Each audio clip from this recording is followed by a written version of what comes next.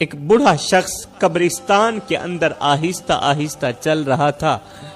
اور سوچ رہا تھا کہ اگر یہاں پر میری قبر بن جائے تو شاید یہ جگہ مجھے قبول کر لے گی۔ ایک بوڑھا شخص تھا،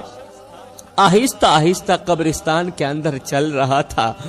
اور سوچ رہا تھا اگر یہاں پر میری قبر بن جائے، یہ جو جگہ ہے یہاں پر میری قبر بن جائے تو شاید یہ جگہ مجھے قبول کر لے گی۔ اچانک دل نے کہا نہیں، قبر کے ساتھ ایک درخت بھی ہونا چاہیے۔ بوڑھے شخص نے گور کن کو بلایا اور کانپتی آواز میں کہا، بھائی موت بہت قریب محسوس ہو رہی ہے مجھے، لہٰذا میری ایک چھوٹی سی خواہش ہے، میرے مرنے کے بعد یہ خواہش پوری کر دیں،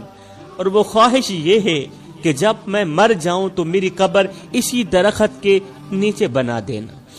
جب میں مر جاؤں نا تو میری جو قبر ہے وہ اسی درخت کے نیچے بنا دینا، مطلب چھاؤں میں میری قبر ہونی چاہیے۔ یہ سن کر گورکن چونک گیا، کہنے لگا، بابا جی یہ کیسی خواہش ہے؟ میں زندگی میں پہلی مرتبہ ایسا سن رہا ہوں، اگر اس خواہش کے پیچھے کوئی کہانی چھپی ہوئی ہے تو ضرور سنائیے۔ یہ سن کر بوڑھا شخص رونے لگا، رو کر بولا، بیٹا 10 سال گزر گئے ہیں، آج سے 10 سال پہلے میرا بیٹا مجھ سے روٹھ کر ناراض ہو کر مجھ سے جدا ہو گیا تھا۔ آج سے 10 سال پہلے 10 سال ہو گئے ہیں، اس نے میری شکل دیکھنا بھی گوارا نہیں کیا۔ 10 سال گزر گئے، میرے بیٹے نے میری شکل دیکھنا گوارا نہیں کیا،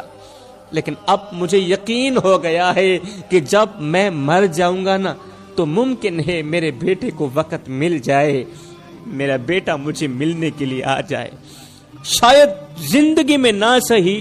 مگر موت کے بعد ہی صحیح وہ آ کر باپ کی قبر کے ساتھ 2 لمحے بیٹھ تو جائے گا نا۔ گورکن نے آہستہ سے کہا، بابا جی پھر درخت کی چھاؤں کے نیچے قبر بنانے کی خواہش کیوں؟ یہ سنتے ہی بوڑھے شخص کی آنکھیں بھر آئیں،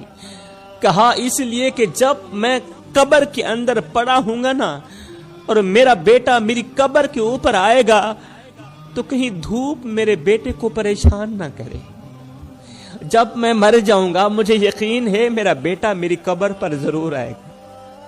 اور جب وہ میری قبر پر آئے گا تو کہیں دھوپ میرے بیٹے کو پریشان نہ کرے، کہیں میرے بیٹے کو دھوپ نہ لگ جائے، تتی واہ نہ لگ جائے۔ میں نے ساری زندگی بیٹے کو دھوپ سے بچایا ہے تو قبر میں جا کر بھی یہی چاہتا ہوں کہ میرے بیٹے کو دھوپ نہ لگے، اور ہاں اگر ہو